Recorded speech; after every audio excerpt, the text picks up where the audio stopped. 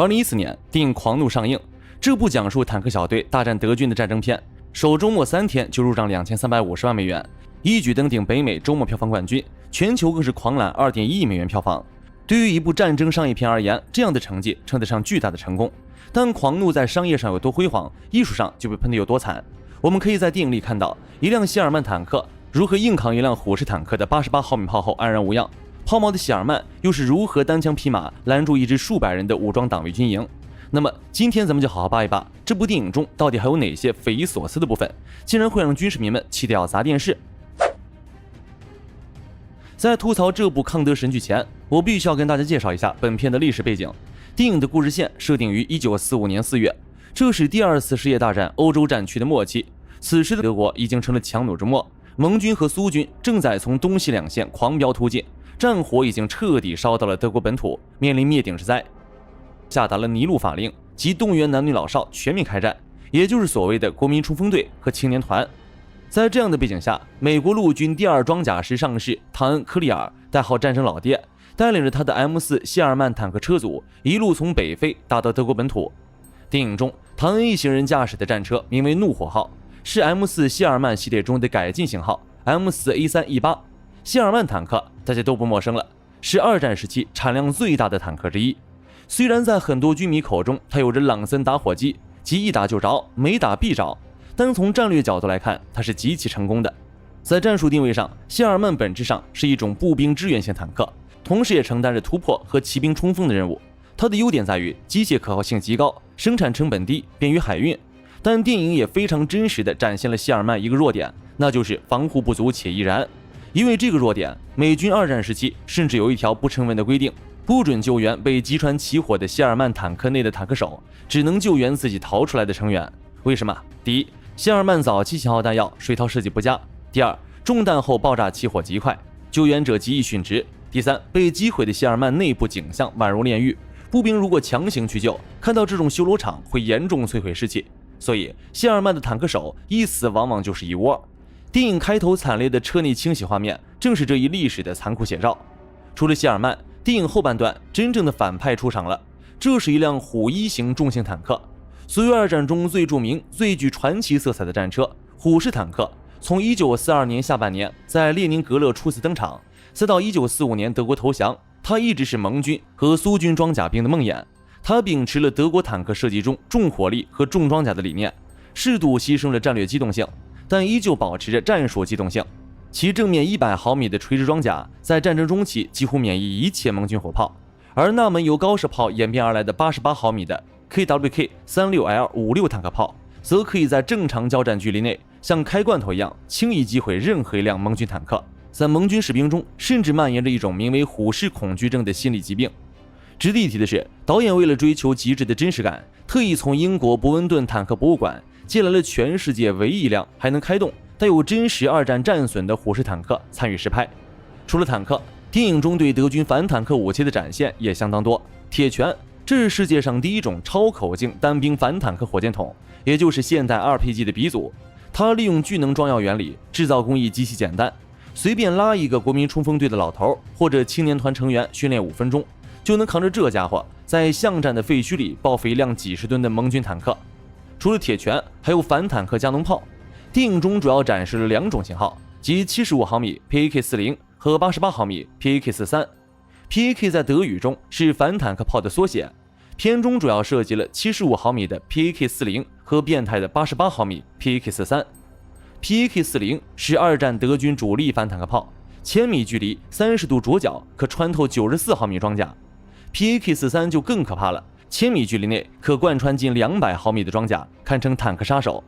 了解完这些兵器，接下来我们就能更直观地看到狂怒为何会让军事迷们狂怒。电影开场，战争老爹的副驾驶兼机枪手雷德阵亡了，部队给他们补充了一个新兵1等兵诺曼·艾利森。结果大家一问，好家伙，这位诺曼是个纯纯的打字员，别说开坦克，连枪都没怎么摸过。在随后行军途经树林边缘时，车队遭到手持铁拳火箭筒的青年团偷袭。诺曼其实早就看到了树丛里有德军身影，但他因为害怕和心软犹豫了，没有开火，也没有及时汇报。结果德军抢先开火，一发铁拳命中领队帕克少尉的坦克，头车瞬间灰飞烟灭。我们先说诺曼这个兵员补充的设定。二战末期，德国兵员枯竭，让年轻人上战场是史实。但在1945年4月的美军，虽然步兵伤亡确实不小，但还远远没到随便拉个文职打字员塞进王牌精英坦克车组当航向机枪手的地步。退一万步说，就算兵员真的紧张，坦克车组里驾驶员和副驾驶确实是技术门槛相对较低的岗位，但你也绝不可能把一个连枪都拿不稳，听到炮声就哆嗦的纯新兵直接塞到最前线，不经过任何装甲兵技术训练，在狭小的坦克舱内，他连车组内部的通讯术语都听不懂。再说这次伏击，从画面中可以清晰看到，德军的铁拳一击命中了谢尔曼的侧面装甲。我们在之前提到过，谢尔曼坦克的侧面装甲薄得可怜，仅有38毫米，而铁拳使用的是巨能破甲战斗部，能够轻易穿透200毫米以上的均质钢装甲。当这股高温高压的金属射流击穿38毫米的侧甲，足以直接引爆车内的弹药和燃油，这辆谢尔曼自然就瞬间报销了。虽然说这段的武器毁伤效果做得很棒，但诺曼发呆害死队友的情节完全是导演为了强行制造人物弧光和戏剧冲突而设置的硬伤，实在看得人无力吐槽。不过比起接下来的平原遭遇战，这段剧情却变得眉清目秀。怒火号等4辆谢尔曼与贝克连会合后，奉命去一块开阔地营救被德军火力压制的步兵。当坦克纵队大摇大摆地开进交战区域时，德军阵地的2门反坦克炮早已做好了准备。然而这几门足以致命的反坦克炮却频频脱靶，偶尔打中一发，还发生了跳弹，最终被主角团用一发白磷燃烧弹炸入屋，炮组成员冲出去被机枪悉数收割。这场戏大概是整部电影中最让炮兵和反装甲步兵感到屈辱的桥段。首先，德军使用的反坦克炮到底是 PAK-40 还是 PAK-43？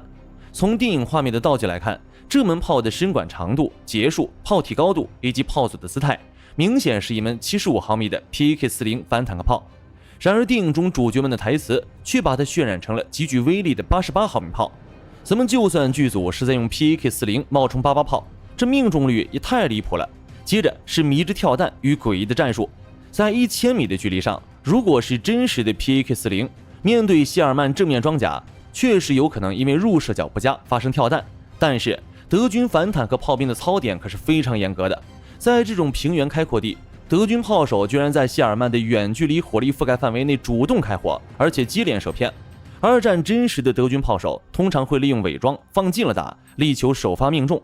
电影里这种瞄边枪法，仿佛对方炮手全员高度近视。最后一个让人无力吐槽的点，则是小队继续向城镇开进时那场巷战，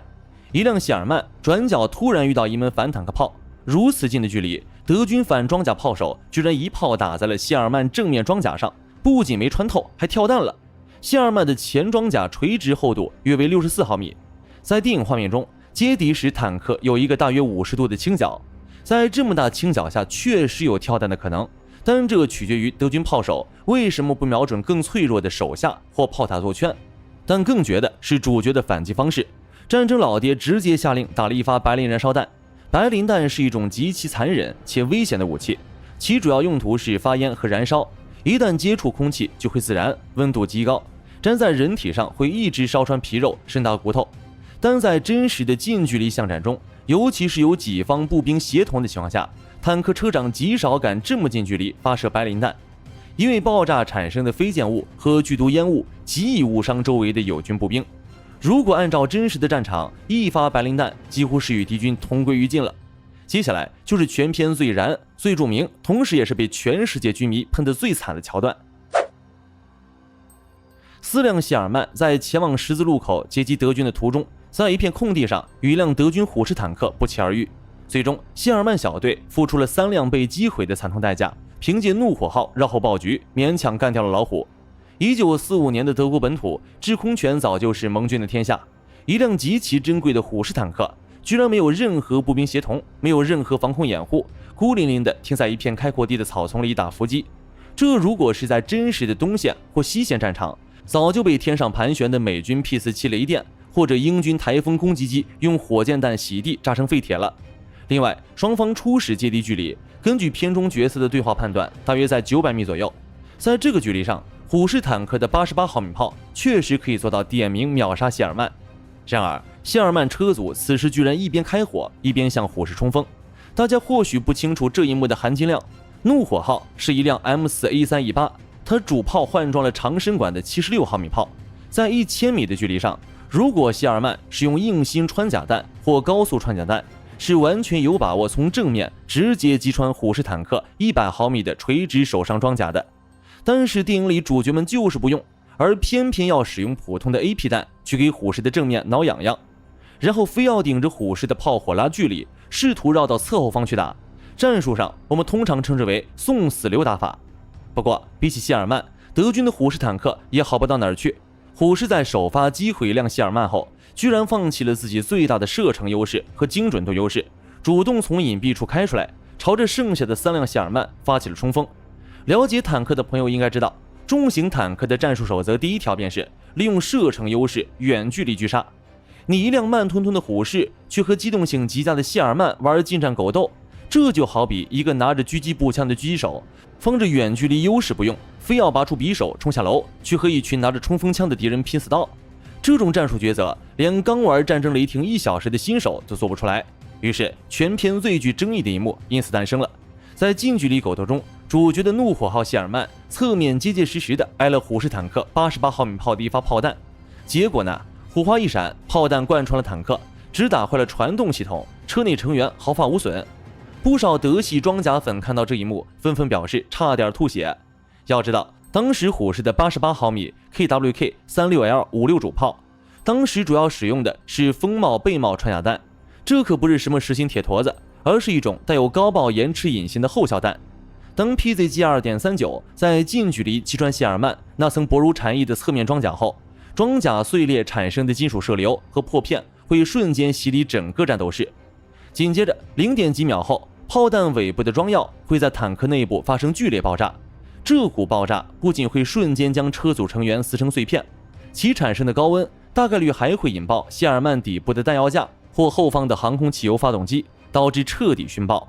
为了验证这个物理现实，之前还有无数较真的军迷在战争雷霆里进行了上百次模拟测试，在相同的距离、相同的角度，使用虎式的88毫米炮射击 M4A3E8 的同一个侧面位置，结果无一例外，第一发命中必定导致车长或炮手阵亡。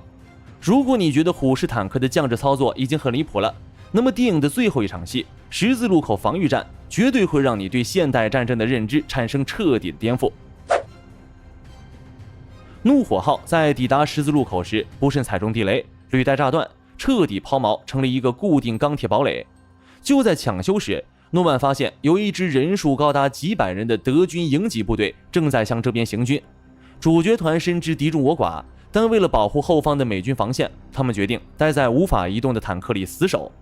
夜幕降临，战争打响，这辆抛锚的谢尔曼依靠车载机枪、主炮和几支冲锋枪，硬生生和几百名精锐的党卫军打了一整夜，消灭了海量德军，直到最后弹药耗尽，队友陆续阵亡。战争老爹唐恩重伤后，被德军扔进车内的2枚丙式手榴弹炸死，唯独躲在坦克底部的诺曼幸存了下来。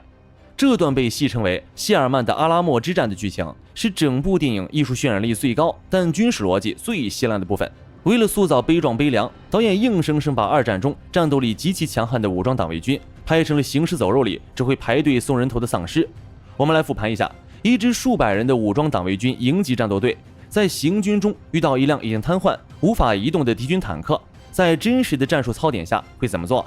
首先，德军指挥官绝不会让步兵端着步枪去正面冲锋坦克机枪，他们会立刻散开，利用随军携带的迫击炮或掷弹筒在远距离进行驱射压制，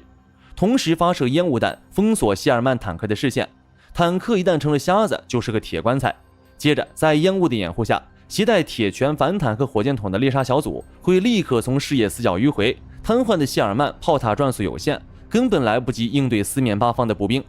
我们在电影开头就看到德军装备了大量的铁拳，